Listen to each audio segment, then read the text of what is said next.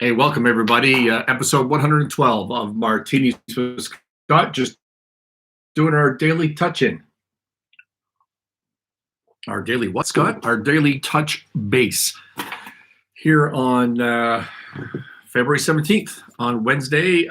We had a listener question I'm backed up on from a few days ago. I thought this one was interesting. I forget who asked it, but it was about the difference between an entrepreneur and a businessman or a business person. I think that person used the phrase businessman, but I find it an interesting question just because in social media world these days, online, on Instagram or Facebook or podcasts, it's entrepreneur, entrepreneur, entrepreneur. This is the hot new thing. Everybody, well, it's not even new. It's been going on for a few years, but everybody should be an entrepreneur. And I don't know, can you please let me know if I would like to book an appointment? Sorry, I'm getting some text messages in as we speak here, right in the middle of the live stream. Who would do that to me?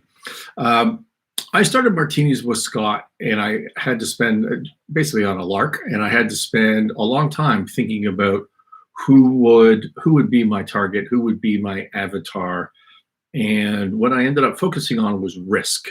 And I want to help those people that have assumed the responsibility of life-changing business risk. So what does that mean? As opposed to just being a businessman. And I think that's the definition of an entrepreneur versus a business person is the amount of risk assumed. And I don't think there's a black and white on this, but who's signing the personal guarantee? Who is working at all hours of the day? Back in the day, I used to work 18, 20 hours a day without pay, right? Who's taking the financial risk? Who's not getting paid? Who stands to win the most financial reward if this entrepreneurial venture is successful, and who stands to lose? Right? It's a big deal if you're the one on the personal guarantee, if you're the one responsible for payroll. If you lose, it's a life-changing risk. I focus on that. When I think about the definition of entrepreneur, I focus on, the risk side of this, and it really is life-changing. One of the reasons I started Martinis with Scott is that 90% of businesses that are started, 90% of businesses never, ever, ever, ever pay their founder a living wage. Never. Doesn't happen. Okay. We all know this well. So many die within 3 years, and by 5 years, you've lost 50% of the businesses. That's all true. But of the ones that are left, very few of them ever pay the founder a living wage. They started this business for a reason, and they're not succeeding. That's a life-changing event. That may be good or bad. It may be good or bad for that entrepreneur, but that's my definition for those of you that asked about an entrepreneur. So the title of this one is The $1 Million Dog. Why is that? I received a letter of intent from somebody completely unsolicited yesterday. And it was really more of a discussion paper than a true LOI, as we would say in my part of the industry. Someone wants to buy a company that I control and that I am the president of. I'm not going to give you more details of that.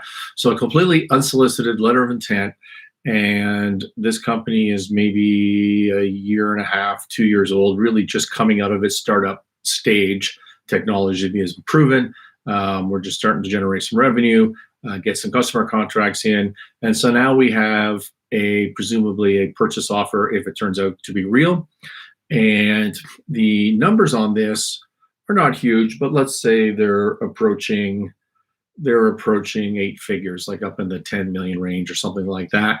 And without giving you too much details, there was a split of cash and there was a split of stock, because this was a kind of a dormant shell-like public company that is making this offer. So they're going to issue a bunch of stock, and we're also going to give you some cash. Okay, and in terms of quantum, like I said, this number that in total, so they put a number on the stock, like the cash is obviously the cash, and then the amount of stock, let's just make up a number. Let's say it's $5 million. We're going to give you, which it was not, by the way, because I'm trying not to give away details here on a live stream, but we're going to give you $5 million worth of stock. And if you look at their public company, well, their stock doesn't trade. It's like at pennies. This is really a relaunch of their company, and there's a roll-up strategy. What is a roll-up strategy? Well, a roll-up strategy is where you look at an industry and say, I got this platform here, and it'd be really cool if I could buy 4 or 5 or 10 companies that are mildly synergistic, get rid of the redundant costs, and all of a sudden I've turned a platform and a bunch of struggling companies into a combined entity, which is a bigger company and has some real value attached to it. That would be a roll-up strategy, okay? Give you a piece of advice. You always want to be the roll-upper. You don't want to be the roll-uppee in those scenarios, more than likely, unless you structure your affairs properly. So they're going to issue a bunch of shares in their letter of intent, and they put a number on that, 5 million. So it reminds me of a story. And let's make this a Manhattan story, where, say, a midtown hedge fund fellow leaves his place in the morning and walks a couple of blocks to work out of his beautiful tree-lined neighborhood to his midtown office. And sitting on the street in the morning is a little girl with her dog, her puppy that she's playing with, and she has a sign, for sale. And the hedge fund manager stops and asks the girl, hey, are you selling your dog? And she says, yes, I am. She says, I have to, because the puppy's been bad. We haven't been able to train him properly. And my mom says I have to sell the dog. It's very sad. And the hedge fund guy says, well, that's too bad.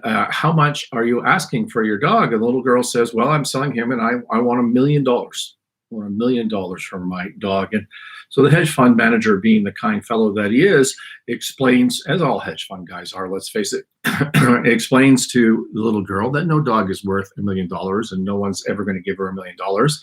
And she says, well, defiantly, she says, that's what I'm asking for my dog. I have to try to sell the dog, but I'm asking $1 million. Guy goes to work.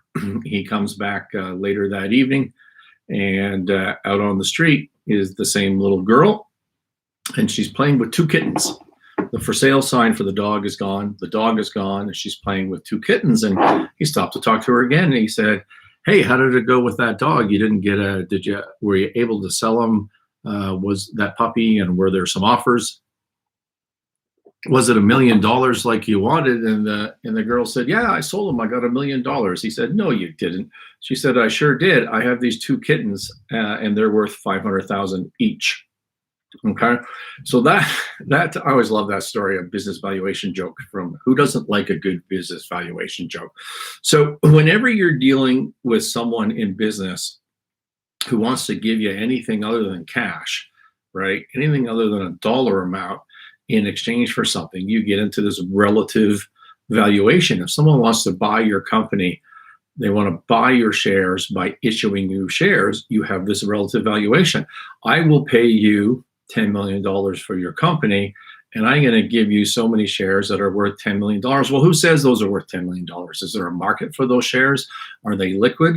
And what are your shares worth? Because you're not in absolutes, right? I'll give you 25% of my company. You don't have an absolute dollar amount attached to this thing, and you always need to be wary of that. It is a very difficult issue that you run into over and over in M&A. So here's 2 things to remember. If no one is putting a real dollar on this transaction, I don't mean valuing their shares, but actually writing a check in a deal, you have a relative valuation issue, and you need to think about that. By the way, as the vendor, if you're selling your shares in exchange for shares, then you get into, when I merge my company in, what is the combined value of these shares worth? Because what the buyer is trying to sell you on is, yeah, the share is only 10 cents today, but after you join this company, now the share is going to be worth $1. So you really got this $10 million for your company. So you've got this relative valuation issue you need to think through, okay? And the second thing you need to remember is, if somebody attaches a dollar value to a piece of paper, whether that be shares or a debt instrument or a convertible instrument or anything else, when someone attaches a dollar amount face value to a piece of paper, that is not necessarily the true underlying value of that piece of paper. Use, for example, a lease. Let's say you're in the retail business, location is everything, and now you want to sell your store, and the fair market value of a lease in your location, say you're on Fifth Avenue, is X dollars per square foot. And you, because you've had a very long-term lease and it's still longer yet, happen to have this lease at 80% of X. Okay, so your X per square foot and your lease happens to be, say, 80% of that, and it's a long-term lease.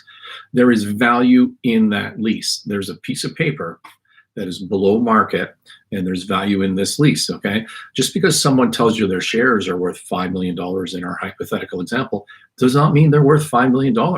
Just because somebody says that here's a convertible piece of paper, an instrument, a debt instrument that converts into shares for, say, $5 million, doesn't mean that that piece of paper is worth $5 million. It's a complicated issue. It's a complicated topic. You need to get help on it from professionals. Call me and ask if you want. But if you're just receiving some type of offer, or you're in a discussion, remember the concept of the dog and the two kittens. Okay, remember the idea of relative valuations. Because it's just a game where people are making up numbers most of the time. And remember that if someone is not paying cash, but they put a dollar price onto a piece of paper, maybe it's true. Maybe it's true. I'm not saying it's not possible, but there's also a chance that it's not true. And so you just need to not take that for granted. I think that's all I had for today. We're just doing our daily touch base. And if anybody has any questions on the live stream you'd like me to address, please do so. Don't see anything there. We'll talk to you tomorrow, and tomorrow's Thursday, so we're going to have the Navani speech. I think will be up on the channel for the employee address from last week. Will be up on the channel for our Thursday afternoon drinks. Everybody take care. Bye.